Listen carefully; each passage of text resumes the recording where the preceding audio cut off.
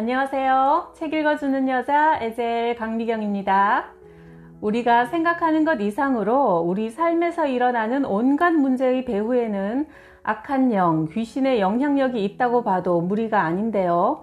모르면 당합니다. 그래서 귀신의 정체를 잘 알고 승리하시길 바라는 마음으로 데릭 프린스 목사님의 저희가 내 이름으로 귀신을 쫓아내며 마가복음 16장 17절 말씀을 제목으로 붙인 이 책을 소개해 드립니다. 데릭 프린스 목사는 영국인 부모 아래 인도에서 태어났다. 캠브리지 대학교 현대 철학 교수를 역임했고 20세기의 뛰어난 성경 해설가로 50권이 넘는 저서를 남겼으며 100개 언어로 번역되었다. 80살이 넘도록 전 세계를 여행하며 복음을 전하고 귀신에게 고통당하는 사람들이 자유를 얻도록 돕는 사역에 힘썼다. 데릭 프린스 선교회는 미국을 비롯해 호주, 캐나다, 아프리카, 유럽, 한국 등 전 세계에 30여 개의 지부를 두고 있다. 젊은 시절 오컬트의 포로가 되었다가 해방된 어느 목사의 간증이다. 크리스천에게도 틈만 있으면 귀신이 얼마든지 들어올 수 있음을 보여준다. 내 부모님은 독실하고 거듭난 그리스도인으로 나를 사무엘처럼 태중에 있을 때 하나님께 드렸고 어릴 때부터 내게 진리의 길을 가르치셨다. 어린 시절 나는 하나님을 향해 매우 민감했고 하나님께나 사람에게 잘못했을 때는 항상 즉시 회개하고 기도했다. 그런데 7살 때 처음으로 할머니로부터 귀신 이야기를 듣기 시작하면서 20년 이상 극심한 마음의 고통에 시달리게 되었다.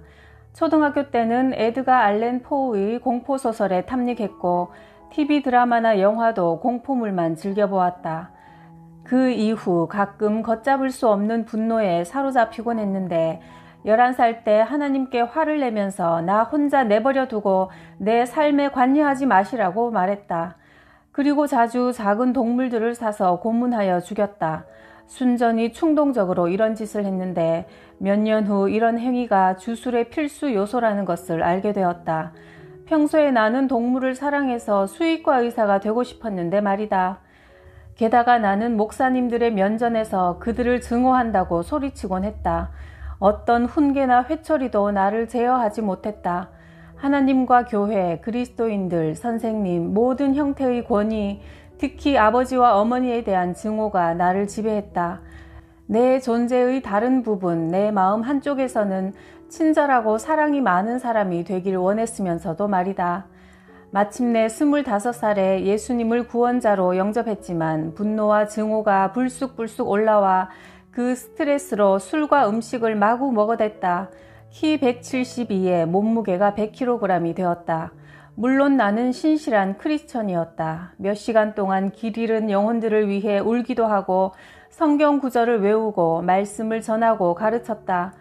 그러나 초능력, 점, 주술 등에 관한 책 등을 읽으면 안 된다고 아무도 내게 이야기해주지 않은 것이다. 그러던 어느 날 그리스도인 형제에게 내 관심 분야인 초능력에 대해 얘기하자 성경이 그런 것을 금하고 있으니 관여하지 말라고 경고했다. 그 형제를 내게 보내주신 하나님께 감사드린다. 그의 간단한 한마디 경고가 나를 비로소 해방의 길로 이끌어 주었다. 나는 즉시 사단의 영역과의 모든 접촉을 끊었다. 그런데 내가 사단과 장난삼아 접하던 것을 끊고 말씀에 순종하기 시작한 그날 내 마음에서 분노와 증오가 부글부글 끓어오르며 예수님이 가장 더러운 모습으로 나타나는 환상을 밤낮 보게 되었다.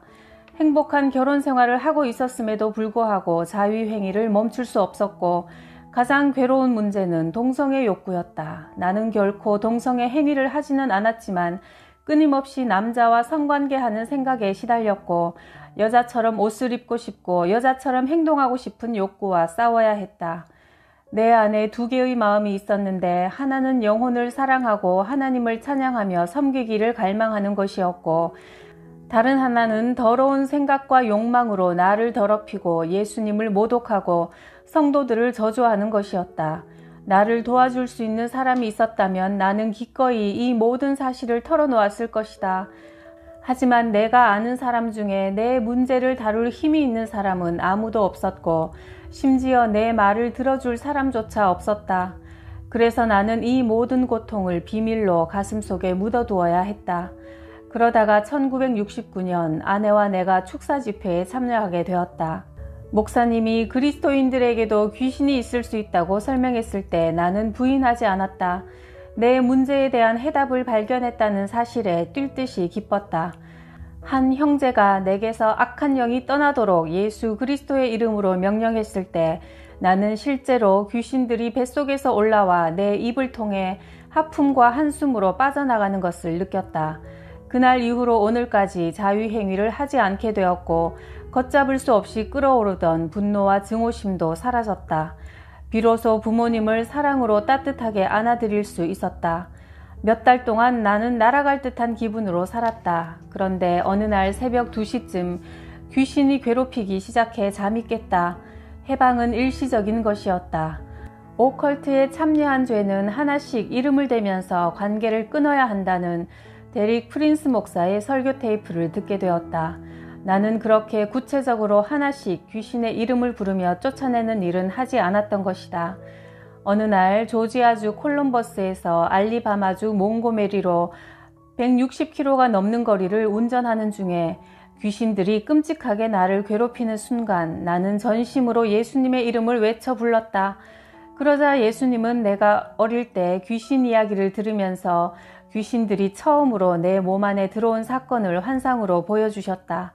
주님이 하나씩 보여주실 때마다 나는 그것과 관련된 죄를 회개하고 귀신에게 나오라고 명령했다. 1시간 이상 귀신들은 내 입으로 머리와 어깨 위로 빠져나갔다.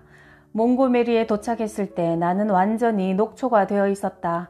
하지만 자유함을 얻었다. 오랜 세월이 지나 처음으로 진정한 자유를 맛보았다. 그 이후로 나는 영적으로 급속히 성장해 나갔다. 시간과 에너지를 내 존재 자체를 위협했던 욕구와 생각들을 억제하는 일에 더 이상 낭비하지 않고 열매 맺는 사역에 쏟을 수 있었다. 또한 주님은 내 몸무게도 70kg으로 30kg나 감량해 주셨다. 주님을 찬양한다. 예수님 때문에 나는 이제 깨끗하고 귀신들로부터 자유하게 되었다. 그러나 성경이 오컬트와 접하는 것을 명백히 금하고 있음에도 불구하고 점을 쳐서 미래를 알기 원하는 사람들 가운데는 고위 정치인, 경제인들 뿐만 아니라 심지어 그리스도인들도 있다. 그러나 점은 귀신이 던지는 낚싯바늘에 미끼이고 그것으로 사단은 사람을 사로잡아서 노예로 삼는다. 메리는 보수적인 교회의 교인이었는데 어느 날 교회에서 영적인 분으로 알려진 할머니 한 분이 다가와 손금 한번 봐줄게 라고 했다. 메리가 마지못해 응하자 할머니는 아기를 임신하지만 사사나를 낳을 거야 라고 말했다. 그리고 그 할머니가 말한 대로 되었다. 메리의 아기는 탯줄로 자기 목을 2바퀴나 감고 있어 살아나지 못했다. 독실한 그리스도인이었음에도 불구하고 점쟁이에게 자기 손을 내맡긴 죄로 인해 메리는 사단의 세력에게 문을 열어주었고 아기의 생명을 잃게 되었다고 나는 믿는다. 그 후 메리는 그리스도의 십자가 죽음으로 얻은 하나님의 자녀된 권리를 다시 주장하여 귀신으로부터 해방되었지만 죽은 아기를 다시 살릴 수는 없었다. 오늘날 얼마나 많은 그리스도인들이 점을 통해 사단의 또아리에 감겨 있는가. 축사받기 위해 나를 찾아온 여자는 자신이 과거에 무당이었지만 이젠 회개했다고 했다. 기도하는 중에 갑자기 그 여자가 나를 쳐다보며 말했다. 당신이 탄 차가 나무에 들이받고 부서져 있는 것이 보입니다. 그 순간 나는 귀신이 말하고 있구나 판단하고 큰 소리로 선포했다. 사단아, 내 삶을 향한 너의 계획을 나는 거부한다. 나는 나무에 부딪혀 부서지는 차는 타지 않을 것이다. 그 이후 30년 세월이 흘렀지만 그런 자동차 사고는 내게 일어나지 않았다. 그러나 만약 내가 언젠가 나는 나무에 부딪히는 교통사고를 당하게 될 거야 라고 생각하면서 두려움이 들어오도록 허용했다면 사단은 교통사고로 나를 죽였을지도 모른다. 한 번은 절망에 빠진 젊은 크리스천 여성이 나를 찾아왔다. 1년 전에 점쟁이를 찾아가서 당신은 과부가 될 거요 라는 말을 들었는데 그 후 곧 남편이 이상한 사고로 죽고 말았다. 그 여성은 자신이 점쟁이를 방문한 것이 남편을 사고에 노출시켜 죽게 만들었다는 죄책감에 사로잡혀서 남편의 죽음이 자기 죄 때문이 아님을 확신시켜 달라고 절박하게 간청했지만 사실 사단의 계획을 그 여성이 받아들였다는 가능성을 부인할 수 없다. 내가 첫 번째 아내 리디아와 사별하고 재혼한 아내 룻은 유대인이다. 룻이 예수 그리스도를 메시아로 영접하기 전에 친구가 심령술사를 한 사람 알고 있는데 자기 삶에 대한 예언이 다 맞아떨어졌다고 했다. 당시 룻은 혼자 새 아이를 키우느라 고생하고 있던 참이라 친구는 그 심령술사가 도움과 위로를 줄 수 있을지 모른다고 제안했다. 룻은 당시 유대교를 열심히 믿고 있었지만 점을 치면 안 된다는 말을 회당에서 들어본 적이 없었다. 룻을 처음 만난 심령술사는 세 가지를 말했다. 당신은 아이를 낳을 수 없어요. 아이 셋을 입양했군요. 그리고 남편이 당신을 떠났군요. 모두 사실이었다. 사단은 약간의 진실을 미끼로 이용해서 룻을 오컬트로 더 깊숙이 끌어들이려 했던 것이다. 그 후 예수님을 구주로 영접하고 룻은 회개하고 자신에 대한 사단의 영향력을 끊어버렸다. 특히 주의해야 하는 것은 기독교 집회에서 개인적인 예언을 해주며 하나님이 주시는 말씀이라고 권하는 교인이나 목회자다. 물론 하나님이 주시는 말씀도 있으나 많은 예언들이 그 사람 자신의 생각에서 나왔거나 귀신으로부터 오는 것도 있다. 그런 거짓 예언의 올무에 걸리면 인생을 망칠 수 있으니 예언기도 받는 것에 신중해야 한다. 대다수 사람들이 미래가 어떻게 될지 알고 싶어 한다. 점은 그런 욕구를 이용하는 것이다. 그러나 하나님은 우리에게 믿음으로 행하고 보는 것으로 행하지 말라고 고린도후서 5장 7절에서 요구하신다. 비록 앞날을 모를지라도 하나님의 변함없는 신실하심을 의지하며 한 걸음씩 걸어가야 하는 것이다. 그런데 가끔은 하나님이 주권적으로 앞으로 일어날 일을 계시해 주시는 때가 있다. 그렇게 하나님이 앞장서서 일을 시작하시는 경우에는 하나님의 뜻이 반드시 성취되는 결과를 보게 된다. 나는 점술의 영에서 해방돼야 할 크리스천 여성을 축사한 적이 있다. 그녀는 어떻게 그런 영이 자신에게 들어갔는지 처음에는 이해하지 못했지만 내가 질문하자 마침내 가끔 신문에서 재미로 오늘의 운세 별점을 읽었다고 시인했다. 그 사소한 행위가 귀신에게 문을 열어주었음을 깨닫고 그 여인은 충격을 받았다. 이처럼 어떤 식으로든 오컬트나 거짓 종교에 참여한 사람은 그런 것에 빠진 죄를 고백하며 예수님께 용서와 정결과 해방을 구해야 한다. 그리고 관련된 책이나 물건들을 모두 제거해야 다시 악령이 틈타지 않는다. 하나님이 미워하시는 것을 내 집에 들이지 말라. 너도 그것과 함께 망할 것이다. 너는 그것을 멀리하며 미워하라. 그것은 모두 없애버려야 할 것이다. 신명기 7장 26절 말씀. 나도 부모님으로부터 물려받은 여러 물건들을 제거했다. 아름답게 수놓은 중국 황실의 용 그림과 중국 골동품들 모두 용 문양을 가진 것들이었다. 또 우아한 아라비아 서체가 새겨진 물건들도 버렸는데 그 중에는 분명 이슬람 신 알라를 찬양하는 글귀들이 있을 것이다.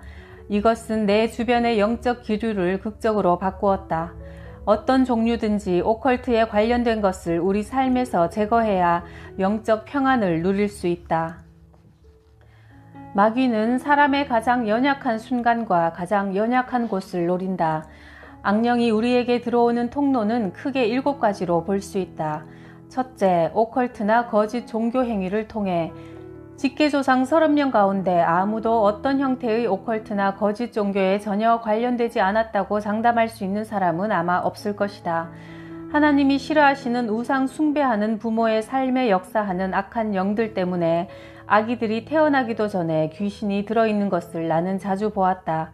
특히 힌두교, 불교, 프리메이슨, 몰몬교 같은 거짓 종교 배경을 가지고 있는 사람들은 더욱 그렇다. 둘째, 태아기의 부정적 영향을 통해서도 침투한다. 어떤 엄마는 뱃속에 있는 아기를 원망하거나 증오한다. 미혼모이거나 남편이 바람을 피우거나 엄마가 아기를 원치 않는 여러 경우 등의 아기들이 거절감의 영을 가지고 태어난다. 미국에서 특정 연령대의 사람들이 유난히 거절감으로 고통받고 있어 태어난 해를 확인해 보니 1929년에서 34년 사이였다. 대공황 시기 힘들게 살고 있던 어머니들은 먹여야 하는 입이 하나 더 늘어나는 것에 분노했다. 이것은 태내에 있는 아기에게 귀신이 영향을 미칠 수 있는 통로가 된다. 내 아내 룻이 이에 해당하는 전형적인 사례다. 룻은 1930년에 8번째 자녀로 태어났다. 부모는 농사를 지으셨는데 대공황에 더해 그 지역에 심각했던 가뭄으로 경제적인 어려움을 겪고 있었다. 40세의 룻은 예수님을 영접하여 구원받았고 성령 세례도 받았지만 룻은 자신 안에 있던 귀신의 정체가 밝혀지고 쫓겨나갈 때까지 거절감과 지속적인 싸움을 해야 했다. 지금도 연약한 순간에 귀신이 다시 공격하지 못하도록 늘 경계하며 살아야 한다. 셋째, 유아기의 압박감. 야고보서 3장 16절은 우리에게 경고한다. 시기와 다툼이 있는 곳에 혼란과 모든 악한 일이 있음이라. 부모들이 서로 심하게 싸우고 아이들을 등한시하는 깨어지고 분열된 가정은 귀신이 들어와 역사하도록 문을 연다. 어린아이들은 귀신의 압력을 견뎌내는 데 필요한 정서적 영적 방어력이 부족하다. 내가 관찰한 바에 따르면 귀신과 관련한 대다수 문제들은 어린 시절에 시작된다. 아버지가 알코올 중독자거나 폭력적이고 학대하는 사람이면 딸들은 주로 남자에 대해 강한 증오심을 갖게 되고 그것이 증오의 영에게 문을 열어준다. 이런 아이들에게 나타나는 거절감, 분노, 두려움, 반항, 우울증, 자살 등은 대부분 귀신들의 영향이다. 서구에서 10대들의 자살 건수가 깜짝 놀랄 정도로 증가하고 있다. 1952년부터 92년 사이에 미국 청소년들의 자살 건수가 3배로 늘어났다. 넷째, 정서적인 충격이나 지속적인 중압감을 통해 악령이 들어올 수 있다. 내가 기도해 준 적이 있는 한 부인은 눈앞에서 교통사고를 목격했을 때 두려움의 영이 들어왔다고 했다. TV, 영화 등의 미디어를 통해 잔인하고 충격적인 살인사건, 버스나 빌딩의 폭발 장면을 보고 지울 수 없는 인상을 남길 때도 두려움의 영이 들어올 수 있고 성적인 공상이나 포르노에 탐닉하면 음란의 영, 정욕의 귀신에게 문을 열어주게 된다. 귀신은 오로지 사람 속으로 들어가기 위해 연약한 순간을 이용할 뿐이다. 귀신이 들어온 순간부터 그 사람은 자기 성품과 전혀 다른 세력의 압력에 굴복하게 된다. 다섯째, 죄악된 행위나 습관이 귀신에게 문을 열어준다. 한 번은 정욕의 영에서 해방되기 원하는 여성을 위해 기도하면서 귀신에게 나오라고 명령하자 귀신은 이 여자가 나를 초청했어 라고 대답했다. 언제 그렇게 했냐고 물어보자 이 여자가 더러운 음란 영화를 보러 갔을 때라고 대답했다. 그 여성은 귀신을 쫓아내기 전에 먼저 자신의 죄를 회개하고 주님께 용서를 구해야만 했다. 우리는 사단이 법 전문가라는 사실을 기억해야 한다. 죄악된 행동이 귀신에게 문을 열어주었을 때 먼저 그 죄를 고백하고 하나님의 용서하심을 받지 않으면 귀신은 절대 떠나지 않는다.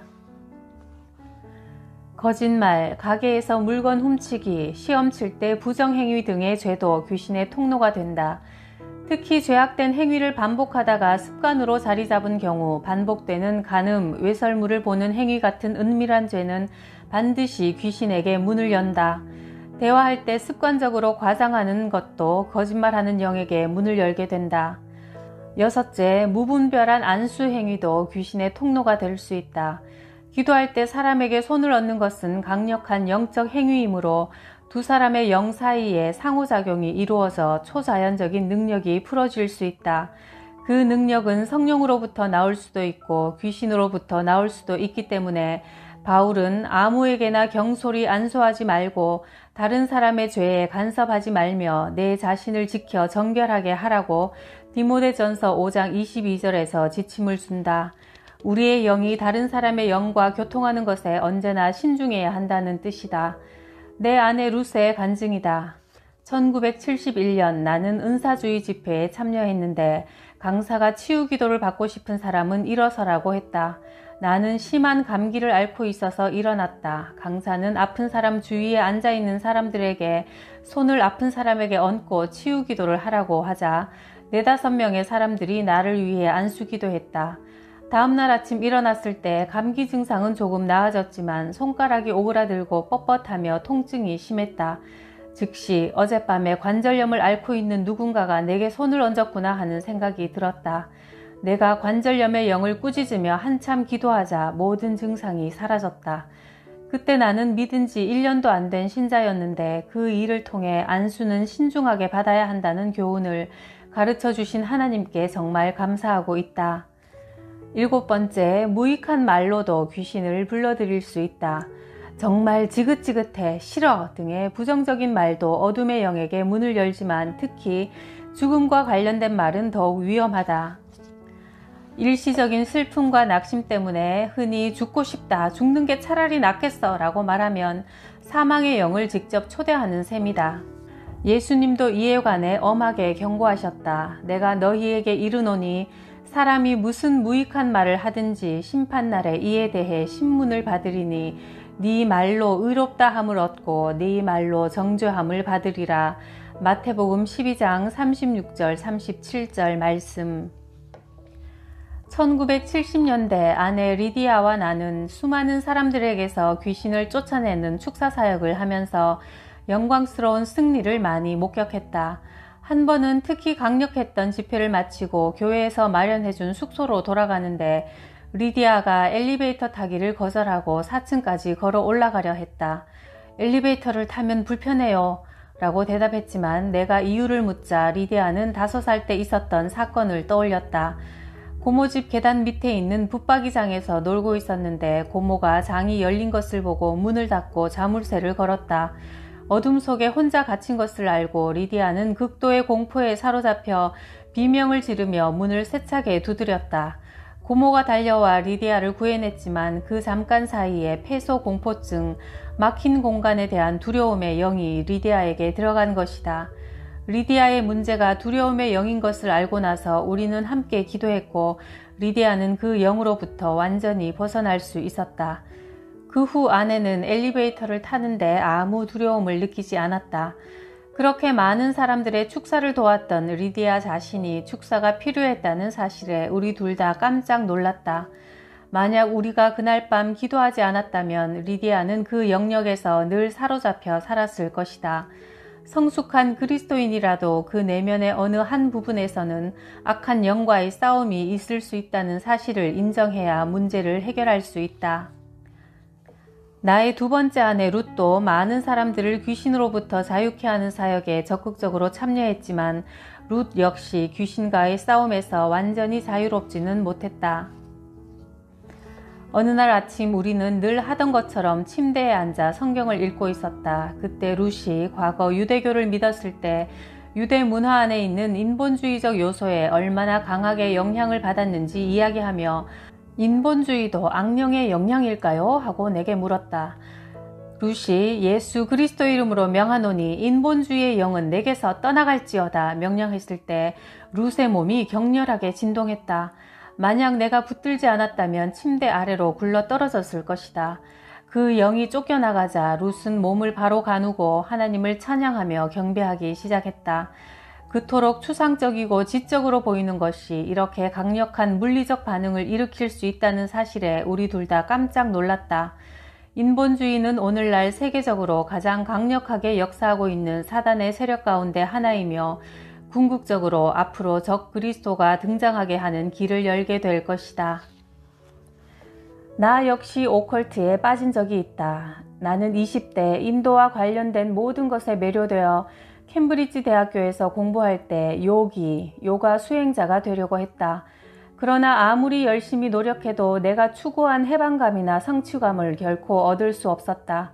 이 갈망은 내가 하나님의 아들 예수를 만났을 때야 비로소 채워졌다. 성경은 유일하신 참 하나님으로부터 돌아서서 거짓 신들에게 가는 것을 영적 간음이라고 부른다. 음녀에게 미혹당하는 사람들의 비극적인 결말에 대해 잠언 7장 25절이 경고하고 있다. 네 마음이 음녀의 길로 빠지지 말며 그 길에 미혹되지 말라.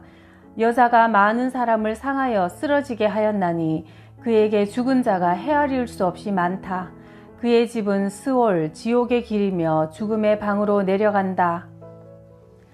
귀신은 물리적인 몸을 차지하고자 하는 강렬한 열망을 지닌 육체가 없는 영적 존재다. 아내와 나는 복음을 전하기 위해 주로 자동차로 미국 여러 지역을 여행했는데 저녁이 되면 우리는 도시에 들어가 빈 방 있음이라고 쓰인 네온 사인을 찾았다. 그것은 모텔에 우리가 묵을 방이 있음을 알려주는 표시였다. 영적인 세계에서도 귀신들은 이와 마찬가지로 빈 방 있음 표시를 찾아 돌아다닌다. 아, 여기 예수를 삶의 주인으로 삼지 않은 사람이 있네. 빈 집이니 우리가 저 사람 속으로 들어가자.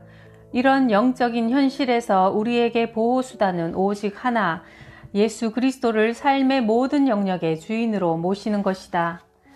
오직 예수님이 십자가에서 흘리신 피와 죽음과 영광스러운 부활을 통해 이루신 승리에 우리가 귀신을 내쫓을 수 있는 권세가 있는 것이다. 그와 더불어 귀신으로부터 자유를 얻기 위해 우리가 행해야 할 4가지 조건이 있다. 첫째, 반드시 회개해야 한다. 모든 형태의 죄로부터 돌아서야 한다. 둘째, 오직 예수님만 바라보아라. 그분만이 구원자시다. 셋째, 당신의 선행이 아니라 예수 그리스도께서 십자가에서 당신을 위해 행하신 일을 전적으로 의지하여 간구하라. 넷째, 당신에게 잘못하고 해를 입힌 사람들을 의지적으로 반드시 용서해야 한다. 그러할 때 믿는 자에게는 이런 표적이 따르리니 저희가 내 이름으로 귀신을 쫓아내며 마가복음 16장 17절 말씀이 우리 삶에서 성취될 것이다. 귀신의 정체와 대적하는 방법 등 더 자세하고 정확한 정보는 무당을 사랑한 목사 책에 아주 속 시원하게 나와 있으니까 참고하세요. 구독, 좋아요, 댓글에 언제나 감사드려요. 오늘도 예수님의 이름으로 승리합시다.